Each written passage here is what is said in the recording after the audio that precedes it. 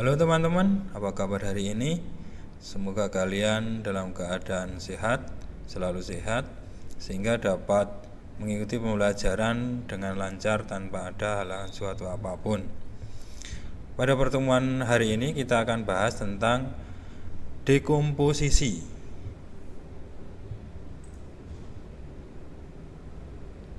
Dekomposisi merupakan suatu teknik untuk memecahkan atau menguraikan masalah yang besar menjadi masalah yang lebih kecil dan lebih sederhana, sehingga mudah dikelola dan dipahami, kemudian dicari solusinya. Jadi seperti ini teman-teman, saya ibaratkan ada masalah yang besar yang kita temukan, kemudian dari masalah yang besar ini kita coba untuk pisahkan dulu. Kita cari masalah yang lebih kecil dulu. Nah, dari masalah kecil-kecil ini kita baru cari solusinya. Kemudian solusi yang terkumpul itu kita gunakan untuk memecahkan masalah yang besar yang ada di depan. Itu adalah teknik dekomposisi dalam pemecahan masalah. Jadi intinya bahwa kenapa harus dipecahkan seperti ini? Karena akan lebih mudah ya teman-teman. Karena kalau misalnya kita langsung memecahkan suatu masalah yang besar, itu pastinya akan kesulitan. Maka saya pecahkan dulu dari masalah yang besar ini, kita cari masalah yang kecil itu apa. Kalau misalnya di contoh yang nanti saya akan berikan, itu misalnya dalam komputer mati, ya.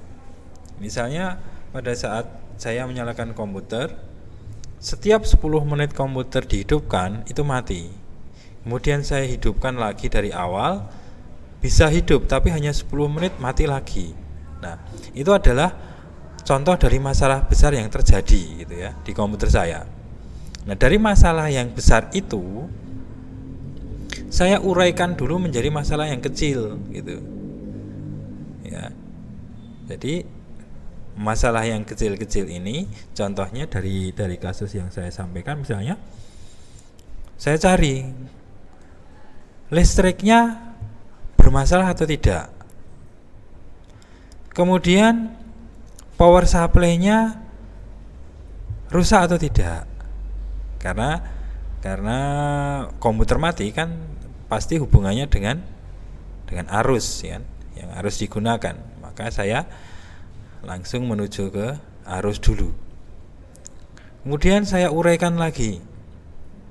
Ya, uraikan lagi misalnya di dalam CPU saya buka gitu ya.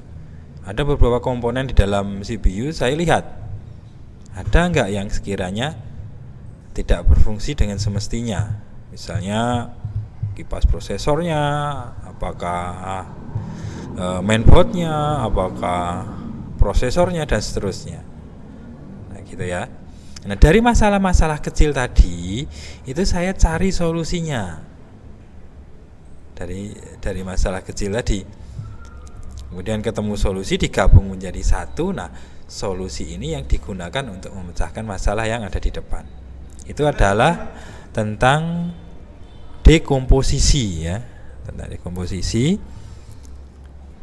Di video berikutnya kita akan bahas lagi tentang pengenalan pola, bagaimana kita mengenali sebuah pola untuk memecahkan masalah tertentu.